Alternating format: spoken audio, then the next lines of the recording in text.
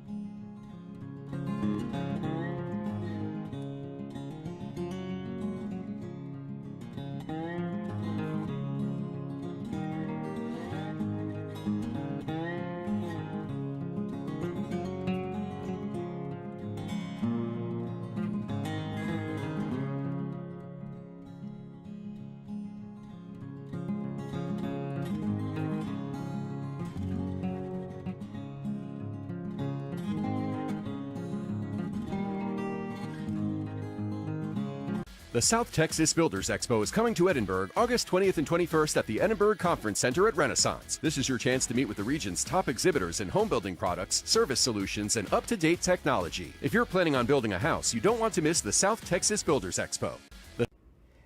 Welcome back, friends of the Museum of South Texas History, to Museum Pláticas. This month's edition features one of our changing exhibits that is being curated and installed by our own Melissa. So Melissa, you're like a popular character on this show, aren't you? Because I feel like I just saw you the other day on the show. You did just see me the other day. Because you were on to talk about Cisneros. Jose Cisneros. Jose Cisneros, that exhibit, yeah. So before we get into this new exhibit that you are installing, what's been kind of the chatter on the Cisneros exhibit? It's been fun. I've heard several people say they downloaded the app and they saw the exhibit with it, and then they went home and looked at their house the same way with that color blindness app that we have on our brochure, and just having fun with it. And then some of the moms of a homeschool group that I know, they had their kids cross-hatch some artwork as part of an art lesson this summer. So it's been interesting. That is such a beautiful exhibit, the Cisneros. I think so too. And the story, I think, is is equally beautiful. The story of how this one renowned international artist would be commissioned and participate with the museum over a period of time, because this wasn't just like a 6-month project. Right. It was like from 81 to 98 or something like that. That's like, I don't know, is that close to a quarter of a century or whatever it is? I didn't major in math. No, we did history. Yes, okay. But the Cisneros is up and will continue to be up for the remainder of the year. And so you are now developing the En la Cocina. Yes, a celebration of Hispanic Heritage Month. Obviously, Hispanic heritage is very important to the Valley, and I just thought it would be fun. The kitchen is such a central part of our culture, and feeding people is such an important part of, showing that you care and you love. And so En la Cocina is that. Can I tell you a story? Of course. So I have this story. I actually wrote an article about this story, about how two of the senses that were most formative in my life.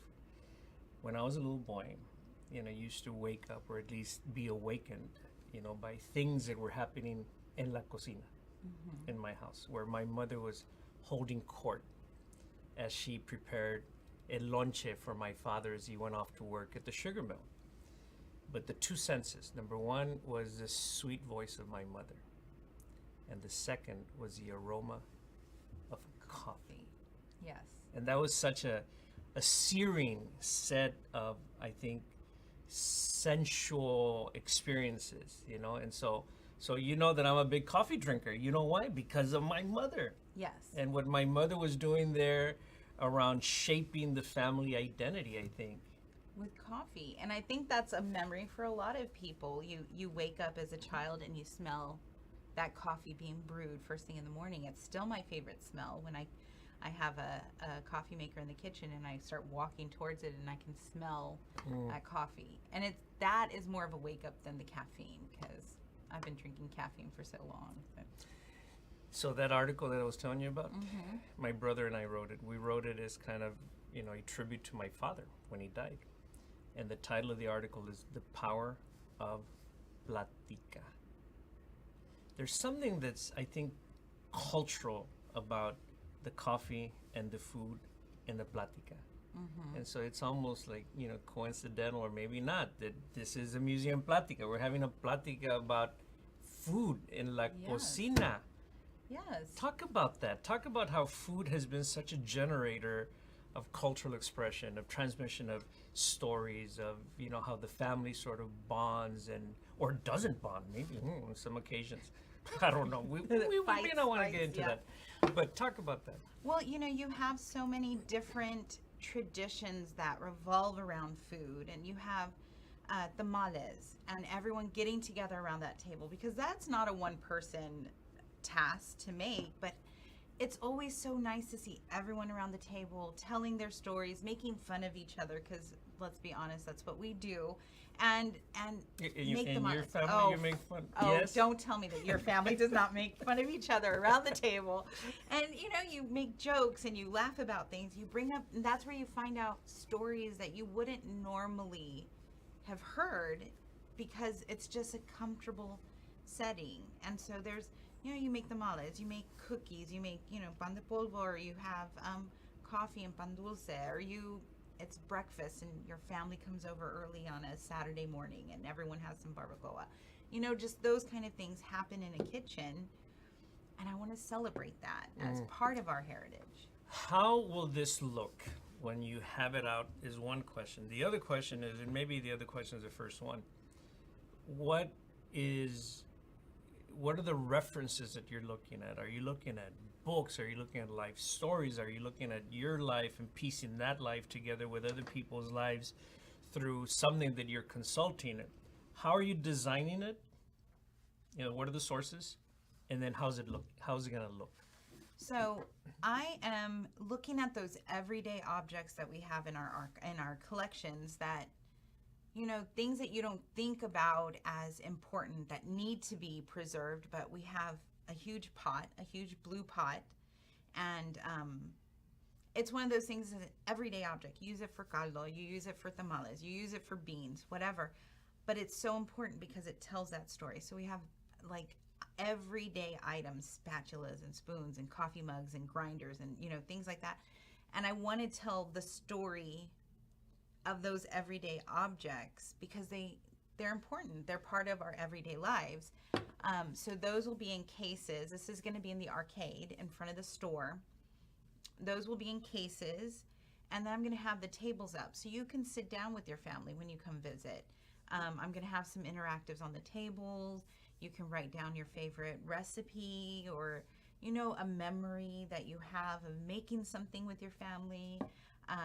We're going to have some books that we sell in our bookstore out on display so that you can go in there and look at them, purchase them, bring them home.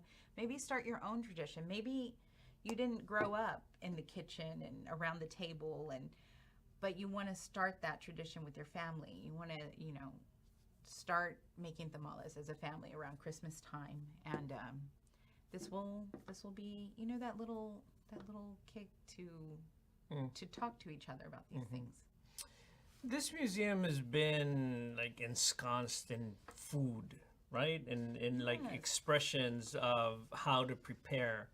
We have like one award-winning book that we sell in the museum store that was published by the museum around recipes. We have hosted culinary artists here, right, for some time. And so maybe you're talking about those books that are going to be in the bookstore? Yes? The Heritage Cookbook, I think, is the one we have. Melissa Guerra has some cookbooks that we have in our store. And she's been on our show before talking about food and the culture of food, how it revolves around that.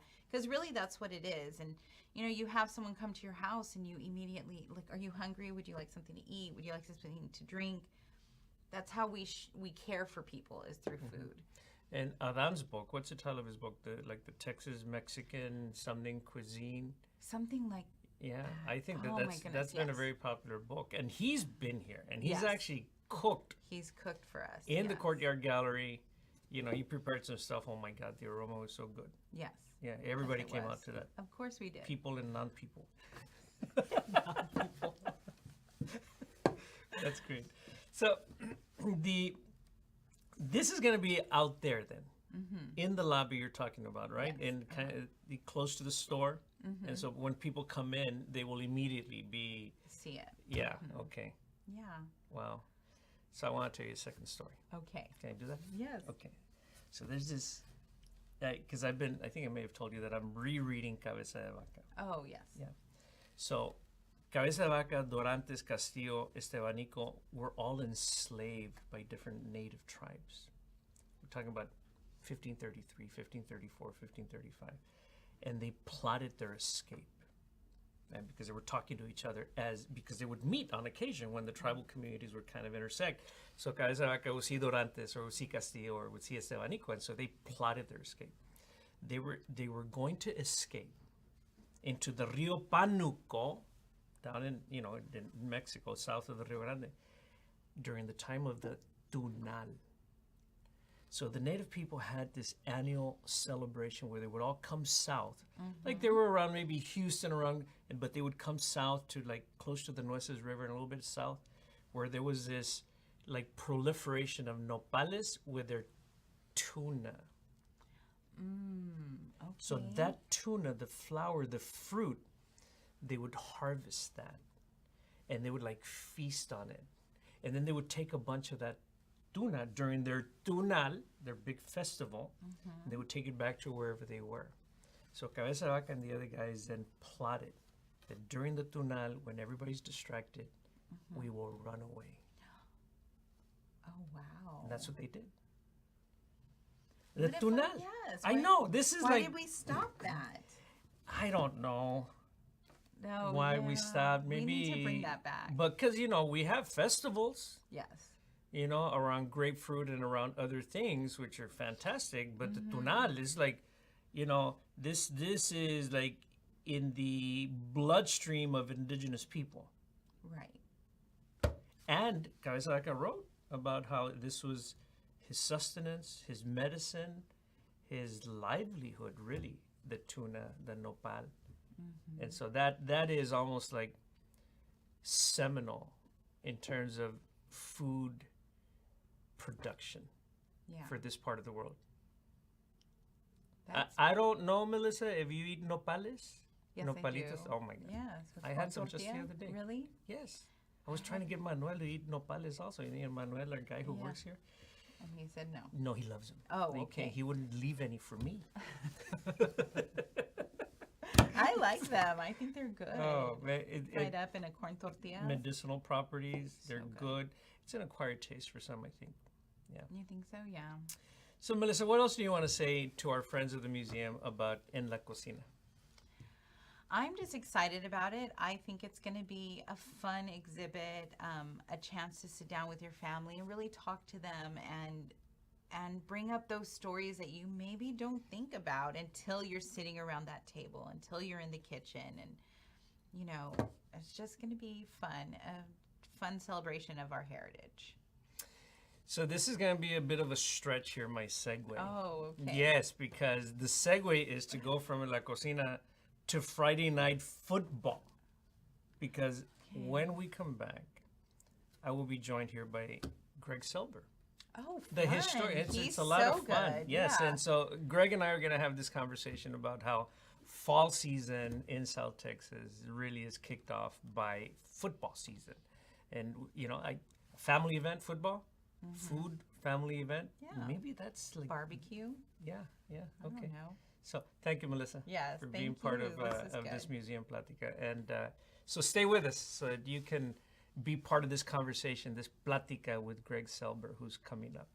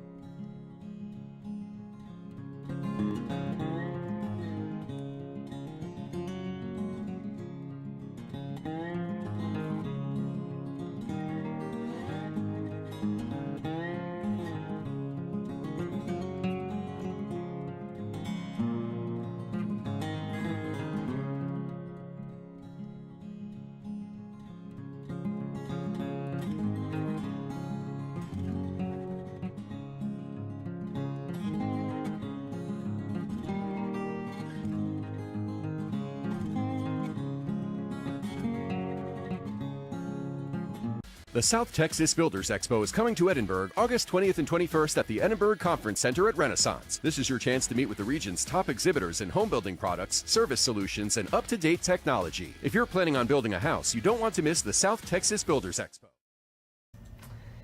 Okay, welcome back, friends of the Museum of South Texas History. How was that plática with Melissa? She's so animated and and interested, and she's a great listener, and she's so full of life. So we love Melissa around here, and we love to have her on Museum Pláticas. Next we have Greg. So Greg, you have to be as animated as Melissa. I'll do my best. I'll do my best. Yeah. All right. So here's the thing about Greg Selber, our next guest here on Museum Pláticas. Greg is probably the person in South Texas who has spent the most time and has been most committed to chronicling the history of sports in South Texas. That's not too sweeping, is it? That's fair. That's fair to suggest. It's fair to suggest. I mean, there's abundant evidence that would suggest that yes, you have, Greg, in a very painstaking way, gone about the process of documenting high school basketball in South Texas. And then you went through a similar process in documenting the history of high school football in South Texas. And so we have this book that we actually sell in our bookstore. It's titled Border Ball. And so this is a publication of Greg Selber. And so this is really about taking a detailed look at the history of high school football in the Rio Grande Valley. And so Greg goes all the way back to the what is the first date? About maybe the Probably 1914 or 15. 1914 or 15, Teams played one or two games. It was almost more like a club. They didn't really know how to do it, but the Valley, San Benito, Harlingen, McCown, all the big OGs, we call them, started their teams in the teens. And by the early 20s, we're playing consistently. So, Greg, even though you are a familiar face with museum programming, I mean, you and I did a program, early in the pandemic where we talked about basketball. Right, so that was terrific. But for an audience that maybe doesn't see you every week or every month, in museum programming, just tell the audience, remind the audience who you are. Where are you from? I mean, kind of in a nutshell. Yeah. Where are you from, and then how you came to be in South Texas as a sports journalist and professor. Well, I've lived three places in my life, twice. Started in Austin, went to the Metroplex, Dallas-Fort Worth, then came to the Valley in 1989, went back to Fort Worth and Dallas for graduate school, made a stop off in Austin for the last graduate school pit stop, and then came back to the Valley. So it's really kind of a neat thing. There's a symmetry there. How did I come to be here and doing what I'm doing? Well, I've always been involved in sports. I've always, as a player, as a coach, as a journalist. And so I, very quickly, and I think I've told you this before in the past, when I moved down here, I realized that this is a great place for sports. Now, obviously it depends on what you mean by the word great, but what I always thought was that, having been around, nobody enjoys their sporting activities like we do in the high school ranks. You can go down to the junior high, summer league, whatever. This is a great sports area. So it was kind of a good, easy mesh, really, because, there's a lot of interest and fanship. And so my goal over the time, Frank, has been to instead of being just anecdotal, telling stories, which you and I both love, and we're going to probably do that ad infinitum, is to try and complete some compendiums, almost like an encyclopedia of this year by year. You mentioned the basketball books. Every year, 1950, 1920, 1990, but in order, chronological, best players, best teams, because I wanted everybody to have kind of a source document. Because you'd say, well, wait a minute, Donna, 1961. I wanted to make sure that we all had some data to go with our stories. And that, as you said, the word painstaking is totally that. But it's also a labor of love, I think, in a sense, because I'm the type that I don't mind the grind. I really don't. I'm not a glad hander or show off. I mean, I don't mind spending hours and hours on microfilm just so I can know that I got it right, because it's there. I just want it to be here so that everybody could say, hey, who was the best player in the 50s? Well, gee, Bobby Leckie, or whatever. Some people say Bobby Ply, who, by the way, he just passed away, the great Mission player who played in the Super Bowl. So that was my role. My goal was to find a place where I felt comfortable and where I enjoyed people, and vice versa, we hope, and to give a little bit more of kind of a data-driven approach to some of this stuff. And I don't mean to be dry, but I mean, it wasn't somewhere where people could easily look and see who did what to whom in what year. And I'm that type of person that had that mind. So, Greg, I just want to tell the audience that as I look at my phone, I'm looking at my phone because I'm tracking the traffic on Facebook. So if anybody has a question that you'd like to pose, hopefully I can see it. And then maybe we can use that to kind of like, fuel the plática here, as it were. Let's talk about, because the reason that we wanted to do this, have a conversation with you, is because you have this kind of treasure of stories about high school football in South Texas. And so as things kicked off last night, I mean, when you came in here, you said, "Hey, I was at the game last night," or is it scrimmages? Yeah, and that's scrimmage. And I asked you which one, and you said, tell the audience what it is that you saw last night. It's like in one place, all these high schools coming. Like that, is that a new thing or what? Relatively. The scrimmages, sometimes you'll get 2 or 3 teams together. I've seen it as many as 4, where the teams run in and run out like a fire drill. It's pretty incredible. Last night it was Weslaco and McAllen High and Edinburgh North. And it was at Edinburgh North. And the neat thing about that for you ECISD fans out there is that now all of the high schools have artificial turf on their practice fields. Way back when, artificial turf was something that you said, well, it must be Westlake or South Lake Carroll, and we have our own turf now, so that was slick. But it was interesting because one team would pop on and scrimmage one, and then they would go off and they would come on. It gets your kids used to kind of being in the swing of things after summer. Because, and we may not like to admit it, but our kids, probably like us, were just laying around doing nothing for a while in the summer. Now they get back in their pads and they've got someone across from them on the line that ain't them, and that's always a good thing. Because you can only hit your friends so much in practice. You want to try to hit somebody you don't know. So it was a neat thing. And Frank, the number of people who were out at that scrimmage was phenomenal. Because you got Weslaco people, McAllen people, and Edinburgh, and so seeing old coaches and old players and people and fans that have been here since 1912. I mean, it was pretty cool. You can tell it's on. Is there enough parking for that kind of thing? No, there was not enough parking at all. In fact, the parking lot was full right at Edinburgh North, and it's not a small lot. And there were cars on the curbs all the way back to Klausner. I thought I was going to a Springsteen concert or something, man. I'm like, there's nowhere to park. It took me an hour to walk to the stadium. The high school is not built for like a football game. For 3 teams and 3 fans. No, the stands were packed. It was such a festival atmosphere that I was talking to Coach Roy Gottesser, the athletic director in town, formerly a great coach at North, and Mr. Cuellar, Armando Cuellar from Weslaco East, and we were just marveling at just the interest, and we're like, wow. I guess people are still interested in high school football. So, Thank God. People are interested in high school football. Why are they interested? But if you can take that question, Greg, in kind of a historical kind of view, what has been the importance? If you can generalize here, what has been the importance of high school football in South Texas? What's been the purpose of it? What's been the impact? Well, whenever I'm asked this question, and I have been asked before, I tend to start with almost a biological or anthropological argument. And I don't mean to be long-winded here, Meanwhile, back in 1912, it's competition, physicality, play. In other words, who's the fastest kid in the neighborhood? Who's the toughest? Who can throw? In other words, just that almost an instinctive kind of competitive mode. And I don't mean in some negative way, but to me, very natural, right? So that's part of it. But I think you and I were talking, and we've talked about this before. It's not just that. It's more of the togetherness that it fosters, right? Because you got mama, and you got papa, and you got the abuela. Everybody, the little sister. I mean, with the signs, and gosh, it gives you a chance to put away those daily troubles and tribulations that we all have to deal with. It's called life, right? And do something fun and different and exciting and kind of, I don't know, just more visceral, right? Meaning, it's not just, pay your bills and go to work and this and that. It's something that is celebratory to me. And sports, in that sense, has always been kind of one of those activities that, it's like music, or it's like play, theater, dance. One of these primal, fundamental human wills is to get something more than just live and die. And so to me, the sports is part of it, but and one of your favorite words, by the way, community, I think is a huge part of it. Because it brings people together. Shoot, you may not like your neighbor, but at the end of the day, if you're in Donna and they're playing Weslaco, you ain't arguing about nothing, except how bad you want to beat Weslaco. bottom line. You love your neighbor. That's right. Yeah, for a day. Yeah, for 4 hours.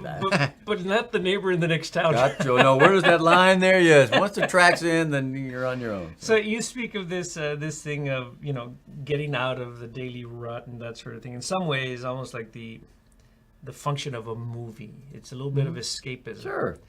Except that with football, you're connected in a relational way, maybe a familial way. You know these people, so you can get away to escape, but then these are the people you live with in community. And that you will be judged by, not in a negative sense probably, but that they're benchmarks, So if you got a kid, a coach like Raul Salas, who was the quarterback for Edinburgh North in '92 when they went undefeated and won the district, only their second years of school.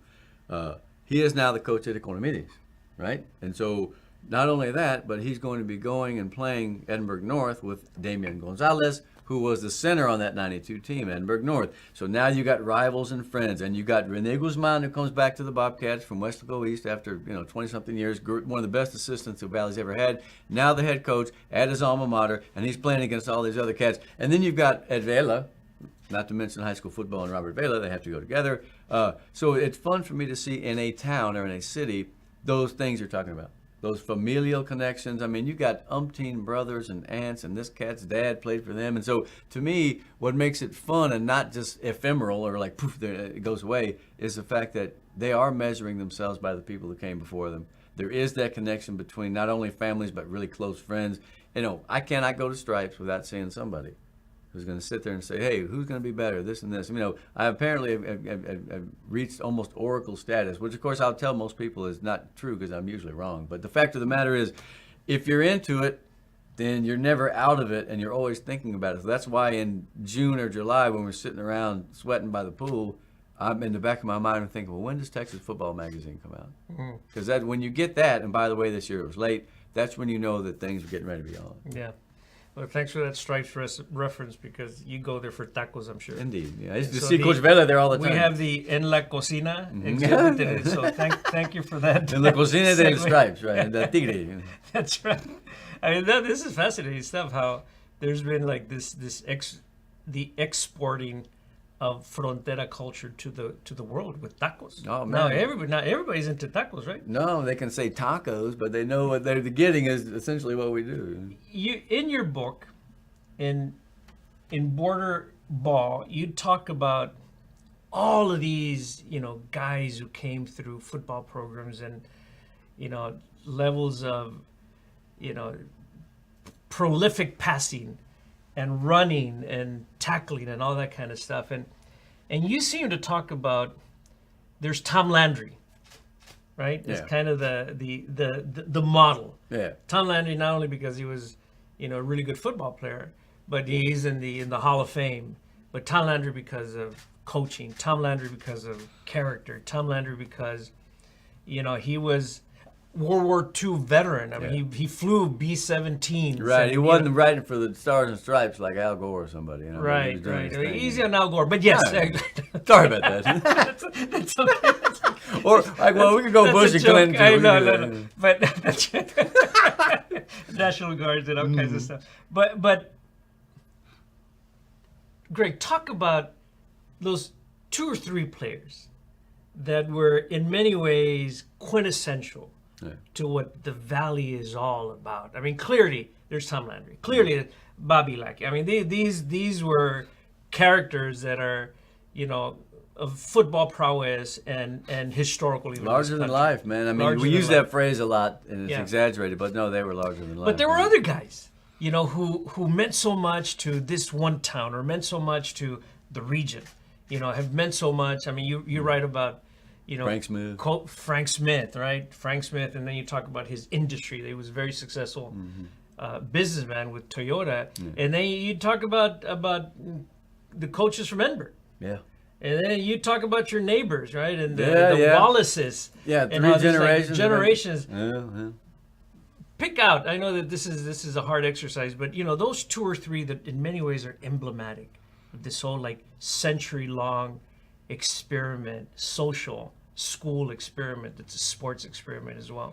Well, I mean, each town has their pantheon, of greats. I mean, if it were in some places, you might even find like a little museum type, shrine or statues and plaques and stuff. But I mean, I just mentioned Bobby Ply from Mission. Boy, he was a fantastic player. He took Baylor to the Gator Bowl in the late 50s. I think it was 59 or 60, 59 season, 60 Gator Bowl. So I mean, you have a lot of great kids from a lot of different places. I mean, if you talk about Harlingen, I mean, God, Jimmy Lawrence played in the NFL in the 1930s. He was an All-American at TCU in the 30s. Came from Harlingen. Harlingen was probably one of the first really great teams. From about 26 or 27, you had Harlingen. Then the Brownsville team of 28, 29 had 2 or 3 guys that went to the pros, including a guy named Barnhart. So it was amazing. In those days, most of the schools, when you got to the playoffs, you played 2 games and that was it. This is before they had those multiple state championships. So Harlingen, Weslaco did it one year, San Benito in 31. They made the playoffs. They beat 2 teams from the region, and then the playoffs were over. They called them regional champs, right? So Weslaco had some great players before Bobby Lackey. I know people don't want to believe that sometimes, but they did. In the 40s, Weslaco from 44 to 48 was bar none the best team in the Valley. And they won some playoff games. Every year it seemed like they would play Freer. That was their big rival in the bi-district playoffs. Freer, tiny little town. Yeah. Like an oil town out there in the middle of nowhere. And yet, in that period, the only other period Freer had that was really good was in the 70s when Tommy Roberts was there. You remember Tommy Roberts coached Port Isabel, and then San Benito. He was one of the best coaches we've ever had. And it reminds me. When you have McMichael on your defense. Right, and Acker. Right, Jim Acker and his brother Bill and Steve McMichael. Other than that, I think you're going to do pretty good against Dilly. I mean, come on, you know what I mean? Come on, man. They probably didn't want to play them. Yeah, and Bruni. Right, yeah, exactly. Yeah. Bruni, Bruni is the great answer to a trivia question, I believe. Or is it, let's see, Ben Bolt, Bruni, and Banquete, or there's the 3 Bs that are all Badger nicknames. Oh, okay. No, Banquete's Tiger. Yeah, okay. Little silly stuff like that. But yeah, the point that you're making is that, there are certain seminal names, right? Kind of these, these Mount Rushmore. We could do a Mount Rushmore of Valley football. Bobby Lack would be on there and passed away recently. I hate to be bringing up that, but I mean, it is the way it is. And Landry. More current players you could probably name on there. I mean, there have been some really. I was just stunned to see how good Eddie Marburger was. Marburger is the 3rd generation, by the way. One played in Edinburgh, and of course the McAllen Memorial running backs. Trevor Spates and his brother Campbell are amazing running backs. Bradley Stevens. I mean, there are. In fact, one of the things I wanted to do was get everybody up to speed. How about the kid from Rio Hondo who played with the Bears? Oh, Roberto, got to say, he only played 13 years and won a Super Bowl. I mean, or was in a Super Bowl. Yeah, he was amazing. So big kid, went to A&I. And a nice guy. The times that I talked to him, he's a super nice guy. Well, what about Corey Detmer? I mean, gee whiz, you want to talk about the Valley and families and stuff? Sonny Detmer, coach down here after he came from Somerset and Southwest, where he had Ty Detmer, who eventually won the Heisman. But I still think Corey Detmer is one of the most compelling modern-day players. Because, Frank, I mean, I'm sure you remember his physique. Corey Detmer was not a weightlifter by any means. He was a skinny, randy-looking, rangy guy. And you would get out there and think he's going to get killed. And he would take this 9 or 10 step drop. You'd think he was going back to Raymondville, And he would just let loose these laser beams on a line, 30 yards, and they had these crossing routes. Last night, a bunch of us were sitting around talking about Detmer's offense, Sonny Detmer. He was very innovative. There weren't that many people in the 80s, and I know this is hard to believe now because it's all passing. But most teams didn't throw the ball that much. You know what Darrell Royal always said? There's 3 things that can happen when you pass, and 2 is bad. So Detmer threw the crud out of the ball, man. And he had receivers coming from everywhere and long crossing, and he'd throw to the backs and just things that most people were still in a pro set with 2 backs, and they'd pound you up front and try to get yards. And they might throw deep on 3rd and 10 or something, But Corey Detmer, and here's a guy who played 9 years in the NFL and returned to the Valley to do very well at Mission, and now I think he's back at Somerset. I always enjoyed his story because the family is lovely, and he was a great player. And it's nice to see him. When he first came back to Mission, I saw him on the sidelines. I'm not going to say I was reduced to tears, but it was very neat. I'm like, this guy, man. I remember him when he was a little baby, not even dry behind the ears. And now he's a man, and he's carrying on his dad's legacy. That to me is football, and that to me, even though we imported them from somewhere else, same as me, that's Valley football to me lately. Is seeing the Detmer saga unfold. I remember many years ago there was somebody who used to write for a local paper who wrote a piece about how he grew up somewhere out in the East Coast, I think South Carolina maybe, and he was bemoaning how the Valley doesn't have any guys going to the NFL. Although that's not true. First of because, all, a lie, but yeah. Right. And I don't know that he said it that way, but he said it in a way where in South Carolina, I think he said that there's all these kids going to D1 schools and the Valley doesn't have that, he said. I thought he was missing the point about what football is in South Texas. Well, he wasn't missing his... Because that is a criterion, right? What he described. But sure. But you actually see football and sports in the Valley through a very different lens. I do, and I'm not going to say that I don't understand that we only have a handful of guys that have played in the pros, and we've got another handful of guys who played high D1, etc. But again, that's just one criterion, right? I always look at it this way: most places don't. I mean, if you want to look at the number of teams in the nation, the number of high schools by class, there ain't that many that produce a ton of players, and there's all kinds of reasons. Objectively, you're right. So yes. my answer to that article, and I remember it well, was like, okay, so what's your point? Okay, you made your point, and here it is. In a larger field of argument, the bottom line is, do our kids work hard? Are our coaches dedicated? Do our fans love the game? Do we take pride in what we do? Do we take pride in who we are? Yes.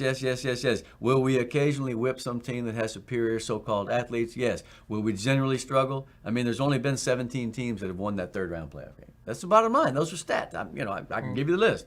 But so what? I mean, if your ultimate goal is to win state, we have not probably been the most successful. But if your ultimate goal is to make football an important learning experience, a fabulous good time for everyone, and to teach lessons, and this is, of course, very Frank Merriwell stereotypes, but it's totally true, about teamwork, about sacrifice, about this and that, then it's been a wild success. And it continues to be a wild success on a daily basis. And so, I remember that article, and a lot of us were like, wow, first of all, wow, that guy's having a bad day. And two, that's just part one. And there's like 80 other parts. And on every other part, and if it wasn't that way, I would never have said it. But my rejoinder at the time was that, yeah, but this is a great thing that we love, and it's very important to who we are as people. And so why trash it? So somebody on Facebook Live just said, football is more than going pro. The kids are getting so much more than that from the game. A question here about the impact of people like Dave Brown on and other local analysts for local high school football. So, Greg, maybe you should talk about the role of the storytellers around football. So Dave Brown would be one. But hey, let's not forget Hugo de la Cruz, Mr. Nifu Nifa. Like that, I can't do it, but the baby crying noise. Oh my God! And La Villa Nifu Nifa. It's the best thing ever. I always loved it because Hugo's from Elsa, right, and I grew up in Elsa, and Hugo lived on 3rd Street, right down the street, and so I remember. And he, so. But what about the role of the storytellers, like Hugo de la Cruz, like Dave Brown, and the media, and you? I mean, you've been a storyteller of this, right? Maybe you through your writing of the articles and that sort of thing, right? And then your books, and maybe you do some online stuff as well. But what's the role? You're forced. What's the role of the storytellers, people like Dave Brown and those? I think the first thing to do is probably delineate between the storyteller, as you mentioned it, and the media. Because when I think of the media, and maybe it's just me, I think of that article you just mentioned. Somebody trying to stir the pot, get some attention, get some likes or whatever, kind of controversial, I get it. What coach is on the hot seat type stuff. But a storyteller's job is not to kind of be that demonstrative in making opinions per se, but it's in helping people see the things that they are doing on a daily basis. You know what I mean? So, we all know what football means to us, those people who are involved in it, and yet sometimes when you step back and survey things and let people tell their stories, or you go help them tell their stories, then it kind of gives us a little bit more meat on the skeleton there. Because, let's face it, everybody went to the scrimmage last night, but, sometimes by writing a story about the scrimmage, I can help people say, hey, you know what, I didn't think about that. Or, yeah, that's right, or that's not right. Or, because, me, I've made mistakes. I'll probably make 25 tomorrow. But, the storyteller's job is to put down in writing, or as we're doing here, a little bit more, I'm not going to say thought out version, but a little bit, the kind of the long version, right? And then, maybe suggest things to people or remind people of certain things. And, I like to pay attention to little things, right? So to me, it's not just the who scored how many points, which of course is important. I get it. And then in 1912, they did this. But it's really more like, what do people get out of it? And I love to see people being themselves without knowing they're being themselves. Because the problem is, if you're not careful, these days the kids know you're coming. And so when they see the camera, they start kind of fooling around a little bit, some of them.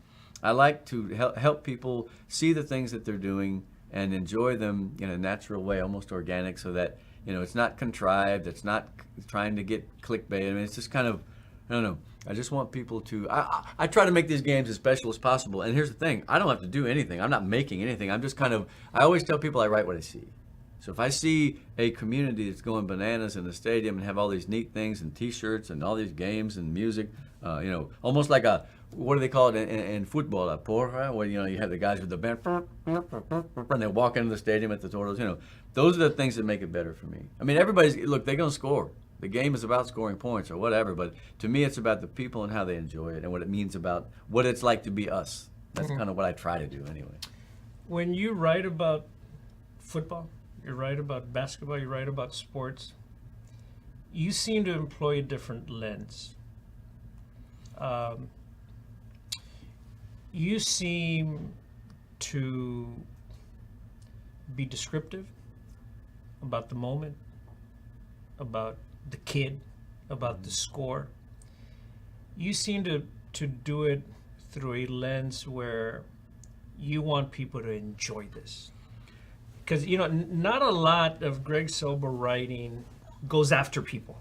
I would, if you can find it, I'll claim it, but I just don't Yeah, think well, that, I you know what I mean, shouldn't say right? not a lot. No, but I mean, you don't. You actually engage in some ways in community building. Absolutely. In telling stories that people can feel good about. The world's nicest Homer.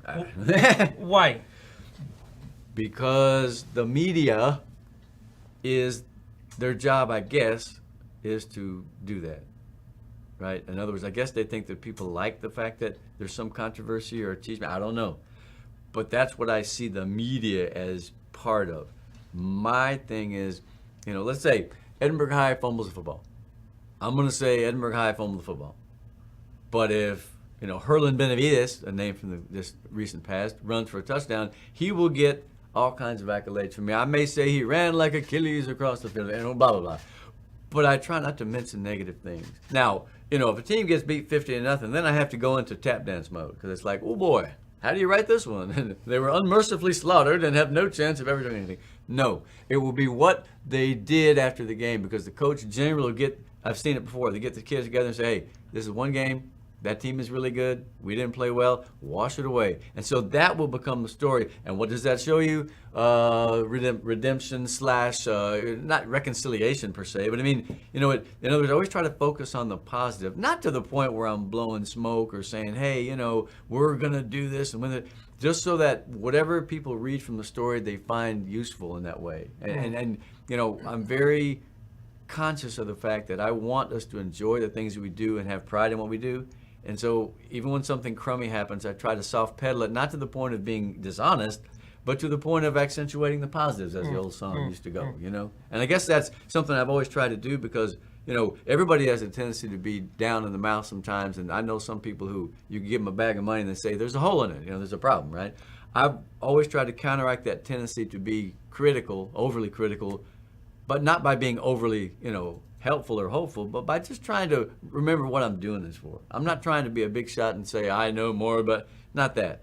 I'm just trying to make things good for people so that they really enjoy what they do. And if I've contributed in any small part to doing that, mission done, I once did an oral history with a fellow from Elsa. Ramon Zavala was the fellow's name. Yeah. He lived at maybe a couple blocks down the. Guy had quite a neighborhood. Yes. Ramon Zavala told me the story about baseball and its predominance in Valley culture when the packing sheds proliferated in the 30s and 40s like and the 50s. Mission 30-30s, for example. Those 30-30s, right? And then at the Valsine in Elsa, they had their own baseball team. The Engelman had its own baseball team. How about all the these Jenners? packing sheds, the Jenners, of Joe Davis, Yes. the Jenners in Edinburgh, and I asked him, so what happened to baseball? and so he told me this interesting story of how what happened was that a lot of the kids who played baseball right by the packing shed in the 30s and 40s and 50s were kids who eventually, by the 50s, began to go past the 7th and 8th grade in school. Yeah. We're having an opportunity to do so, right? Yeah. And so once these kids got into high school, because when they play baseball, the whole family go watch them play baseball. When these kids got into high school, the families followed them to the gridiron. Ah, okay. And there was a whole demographic shift. Because, you know, Greg, in the way you write about football in South Texas in the 20s and 30s and 40s, you get a lot of the names of the lackeys. Yeah. And you know, the Landrys. Jackie Field, you were talking about. Fields, Jackie Fields, that's right. So you get a lot of these names that are not the Gonzaleses and the Martinezes and the Capelos, right? You get, even though you do write about some. Yeah. Like the guy who went with Jackie Fields to JUCO and then went to I don't know that he went to Texas, but he was some guy, He was good somebody, enough. Morales or somebody, Yeah, right? they was all state. He was good enough. Right. They just didn't have the wherewithal, a lot of those kids, and they they weren't in school. Right. In high school. That's what I mean. Yeah. Right? So, Yeah. So the wherewithal to be able to, you know, so these abilities to get into for whatever reason. Well, that's access, you know. So really. Ramon Zavala said that once the kids gained access, that the families followed them there. That's puro ahí. That's perfect. So, yeah. puro It makes vaya. And sense, so yeah. there's a quote, a cabeza de vaca quote that we have up on the second floor in the museum, where, you know, cabeza de vaca, who was like wandering through here in the 1530s, right? And so there's a point where cabeza de vaca, right next to the mammoth, there's an entry where he says that these people, the native people here, and I think you'll see it up on your screen, these people, these Indian people, he called them, right? These native people love their offspring the most of any in the world and treat them with greatest mildness. There's so much there that we need 12 Pláticas for that. Right? Yeah. Isn't Oh, it it's like amazing. the yeah. quintessence? So, Yeah, so that's us. How is that? How is that reflected in football in every way? Yeah, totally. Well, it's almost the old town or mill team phenomenon. Like if you go up to study the history of the what we call the Yankee states in New England, there were town or mill baseball teams, and everybody on Sunday or Saturday probably would come out, and you'd have these vast crowds of people and food and umbrellas. The same thing here. Yeah, and so but that quote is amazing because you say, well, how many state champions do we? Nobody loves their kids, and this course is probably going to cause some controversy, but maybe I'll say it anyway. I don't think anyone loves their kids like we do. You know what I mean? Or in the same way. So that, this is an ancient situation, 400 or 500 years ago, right? 1535 and published in 1542. But so here's what I have to say about that. And when I tour people through there, and I tell them that this is my favorite part of the museum, this quote by Cabeza de Vaca. It was all district for Cuernavaca. That's right. There was only one district Right, at the yeah, time. But when Cabeza de Vaca wrote that, I think that there's something that's historical, that's geographic about that, because I don't think that we have a monopoly on loving our kids. No, of course not. People in other parts of the world love I their hope kids. they do. Yes, Yeah. yes. You hope, right? What is particular about this, that I think is in the social DNA, is that this part of the world was also so isolated and so insulated that people had to band together in intense ways. There's something to be said for isolation and or cohesion in a folk-style community that allows you to keep traditions alive, whereas if you go to the big city, you got 38 things happening, you forgot that you came from Lafayette. The farm town in Wisconsin. That kind. Yeah, same thing. The valley. Yeah, absolutely. Yeah, that's incredible. I'd never seen that before. That's amazing. So Ramon Zavala said that once the kids got into high school, they began to put the shoulder pads on and the helmets. And then the families came. Whatever. If 'Cause you're playing marbles, we're going to be there. You wrote about how you interviewed these elders who said, no, my dad didn't really go to the games. Yeah. Maybe that was just them. Yeah. Somebody went. I don't know. But it's kind of, and you're an ethnographer as well, it's kind of an ethnographic observation. Yeah.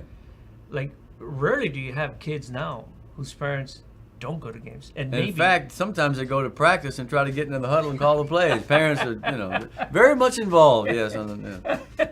That's right. I couldn't help it. That's hilarious. No, come on. You're one of those parents. I'm one of those parents. And so, come on. What do you mean? I'm sitting there on the sideline watching my kid play soccer, and I just want to run out there and give her a swift kick. But of course, I had to hold my camera.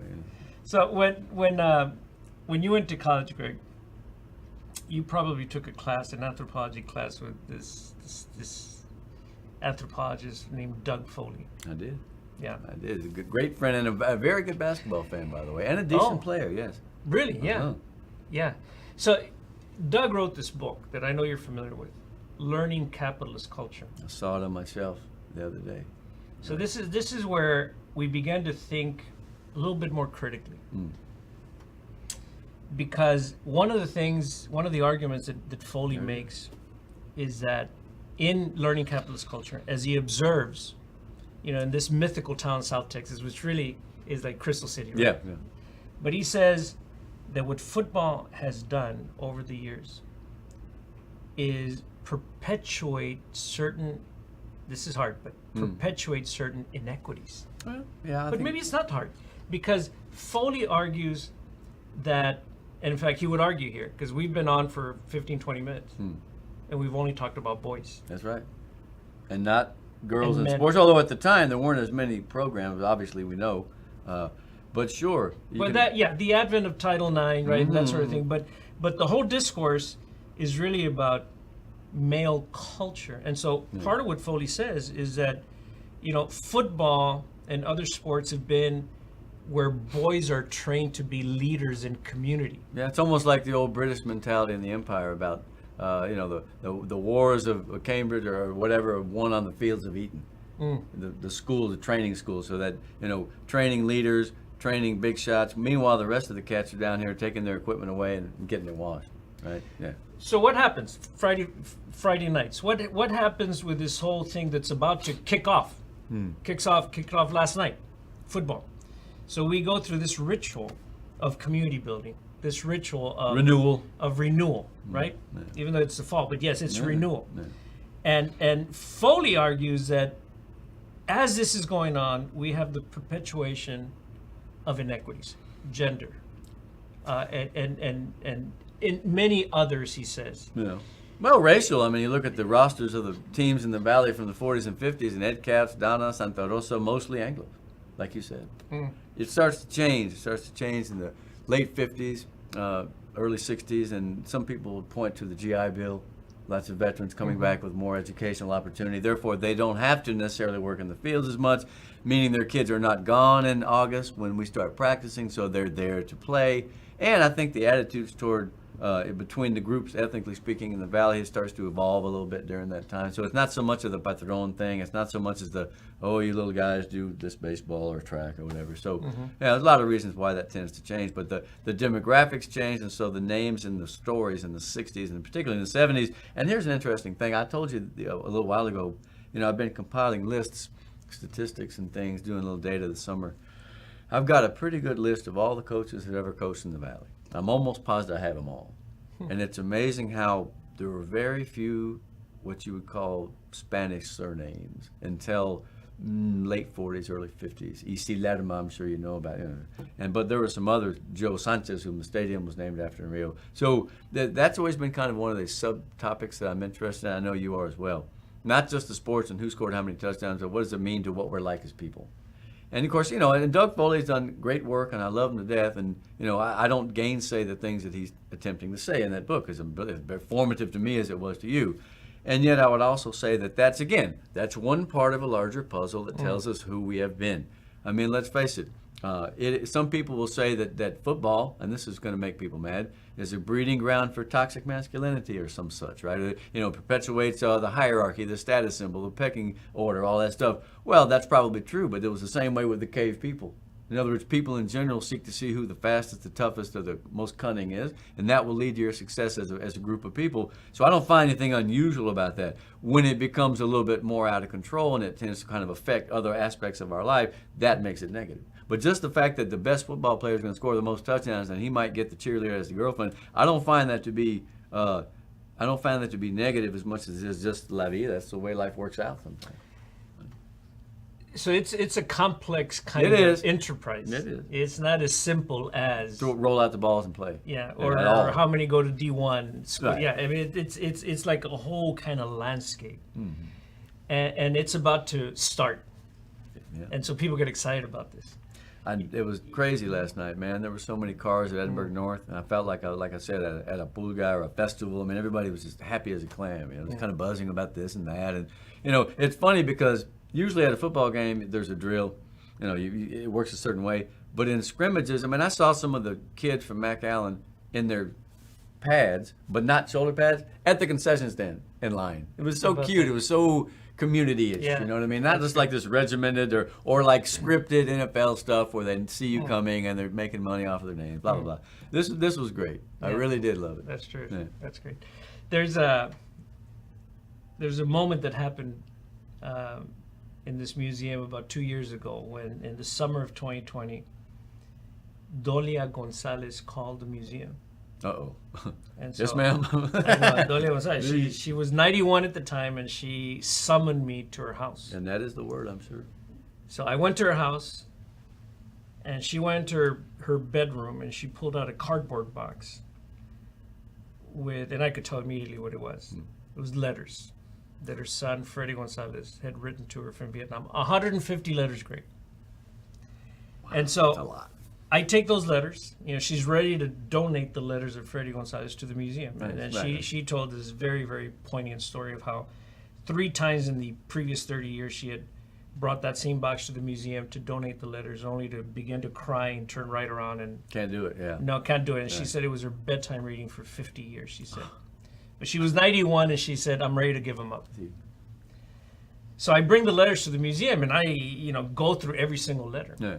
Talk about meticulous. Me and you were cousins in that sense. And one of the things that Freddie wrote about was football. Of course, he played for the Bobcats with the Velas that's for right. Fred Akers. That's right. And so I asked Pam to pull up one of the letters where he just makes a brief reference. So this is a letter that's 66. It's October 1966. Hi, goodness. Mom. Well, tomorrow I blah, blah, blah. I leave on R&R. Excuse my writing, but I've been drinking a little. Talk about R&R. right. He's writing in cursive, He too. said, That's a lost art. Haven't had a drink in about 3 months. But the second page of it, the second page, he says, how are the folks? The Bobcats. Looks like the Bobcats didn't do so good this year. No, they didn't. That's incredible. That's so perfect. This is you know? Freddie. Right, he's in Vietnam fighting this crazy war, and he's talking about the Bobcats. He's talking about the Bobcats. That shows you how important it was to him. So that's kind of normalizing your existence when you're in the middle of chaos. You know what I mean? My mom, the Bobcats, what's up? I mean, and you know as well as I do that a lot of people over there were just kind of like thrown into a whole maelstrom of a different world. They really didn't know how to handle it. I don't Right. think human beings are ever really able to handle something like that. So maybe this is his coping Yeah. strategies. Yeah. And he wouldn't have said that because he's 20 years old. The other coping themes for Freddie, number one, the theme that is most dominant in his letters is the love for his mother. Obviously, and her and vice versa, as we know Oh yeah. from all the generations of Second, celebrations. His mother and family, right? Because he wrote prolifically. That was incredible. 150 Second letter. is the love for his hometown of Edinburgh. How is old Edinburgh? He kept asking. my He goodness. used to draw little maps where he would point down to the bottom. He said, I went to California, Mom, during basic training. They shipped it off to California. After basic in North Carolina, I went to California. And he wrote, I love California, but I wouldn't trade it for South Texas, he said. And then the third thing is he writes about these kinds of things, like football and the Bobcats. Well, you put them all together, and that's him. Yeah, Put him together with us, and that's us. yeah. Still, like I said, the problem is that, or the challenge is keeping that sort of continuity in a folk sense or a localized sense in a globalized world digital culture. Because people are going to be here, but they're not here. They're somewhere else. So it's harder to get the kids invested. That's why I love to watch Edinburgh North last night, because I don't know how they're going to do this year. They can go 10-0, 0-10. I don't know. But Damien's got a team that has got that spirit. They got that fire. They were jumping around. I mean, it was just a scrimmage, man. But when they picked off a ball, I think it was Capodono who did it. It's like the whole sideline just collapsed on them in just this crazy, joyous celebration. And they were, kind of picking on the Wesco kids a little bit. Not too bad. Not enough for a penalty. But, that kind of enthusiasm and that intensity, which you can't teach that. You either got it or you don't. That team, to me, may be pretty good because they had that old-fashioned spirit. And Coach Gonzalez, Damien said it, it's different. They've got this love of the group and the commitment. And so not necessarily at the end of the day they say, and we like Edinburgh. They're not old enough to know what that means yet.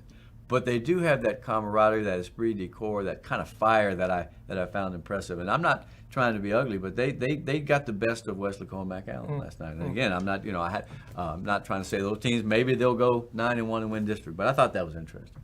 Yeah. I'll just build on a name you dropped, because this kid may have been a Capadona. This kid who picked off the football and maybe ran for a touchdown or whatever. But he's probably the son of Victoria Barrera. Yes, absolutely. Who makes jelly out of mesquite beads. We're back to the cocina again. To the cocina. But yes, I mean, Hey, come on. That's You what we're open talking it up about. as an Yeah, opportunity. yeah. But I'm talking about the confluence of things, that make up El Valle, the South Texas. Like we can piece it together like this. It's the family, right? It's loving the kids. It's people coming together.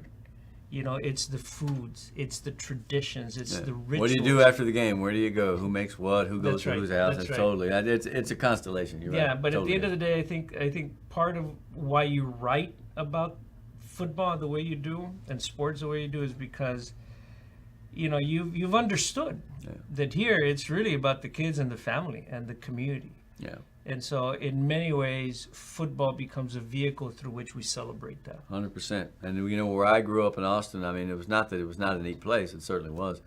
But you go to play in those old concrete stadiums like Burger Center or Veterans, there wouldn't be that lot of people. I mean, there'd be some crowd. If we played Reagan or LBJ, good teams, but nobody. There's so much else to do up there, and people aren't as committed to certain things.